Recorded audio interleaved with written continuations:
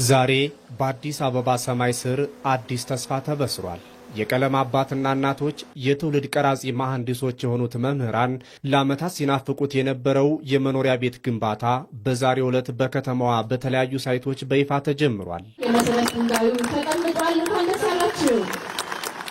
የመኖሪያ ቤት ግንባታውን በቦሌ አራብሳ ሳይት በይፋ ያስጀመሩት የአዲስ አበባ ከተማ ከንቲባ አዳነች አቤቤ ሁነቱ ለመምህራን ክብርና መብት ትልቅ ዋጋ የተሰጠበት ታሪካዊ ምዕራፍም ነው ብለዋል። መምህራኖች ልብ ልትሉት የሚገባው ከተማችሁ ያላትን ሀብት ሰጥታችኋለች።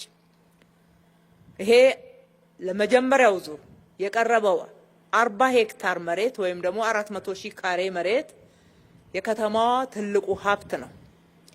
ከከተማዋ ትልቁ ሀብት ቅድሚያ ተሰጥቷቸዋል።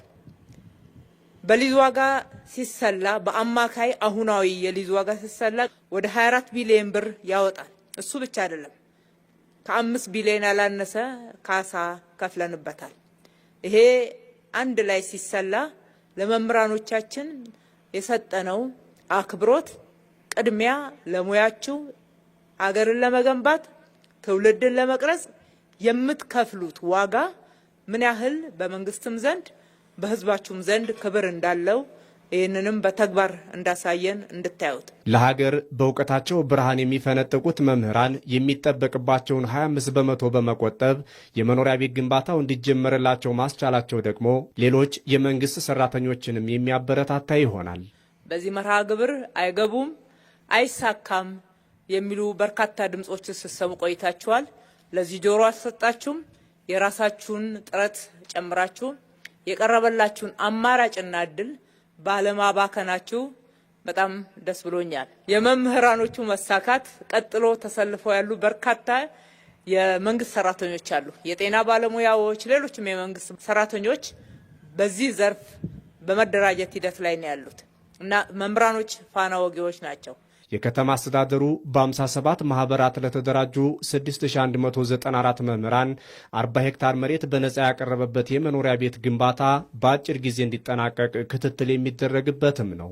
እነዚህ ቤቶችም በተለወጠ አሰራርና መርህ ተመርተውና በጣም ባጠረ ጊዜ ተገንብተው ለተጠቃሚ መምህራኖቻችን እንዲቀርቡ ለማድረግ የሚያስችል በቂ ቅድመ ዝግጅትን መደረጉን በልበ ሙሉነት እየገለጽኩ ይህንን ለዜጎች ቅድሚያ የተሰጠ ታሪካዊ ውሳኔ በማሳለፍ ህዝባዊ ወገንተኝነቱን በተግባር ላሳየው የከተማ አስተዳደራችን በተለይም ለተግባራዊነቱ ፍጹም ቅን በሆነ ልባዊ የሆነ መሻት ለነበራቸው ክብርት ከንቲባችንን ያለኝን ክብርና አድናቆት እየገለጽኩ እንኳን ተሳካሉት ማለት እወዳለሁ።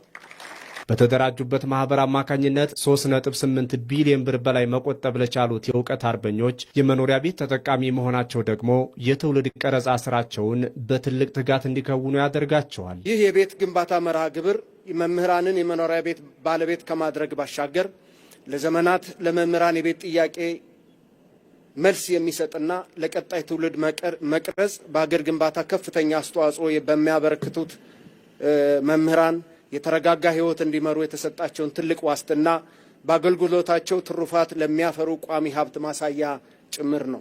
በመጀመሪያ ደረጃ ፋና ወጊ ሆነው የመኖሪያ ቤት ተጠቃሚ ለመሆን ግንባታው የተጀመረላቸው መምህራንም በደስታ ውስጥ ሆነው ተስፋቸውን አለምልመዋል።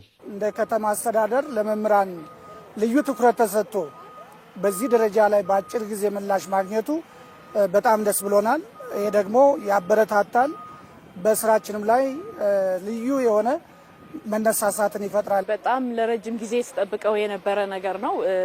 እንደምታውቀው አዲስ አበባ ላይ የቤት ባለቤት መሆንና ቤት ማግኘት በተለይ ደግሞ በየዕለቱ እያበበች እየተለወጠች በምትሄድ ከተማ ባለቤት መሆን ትልቅ መታደል ነው።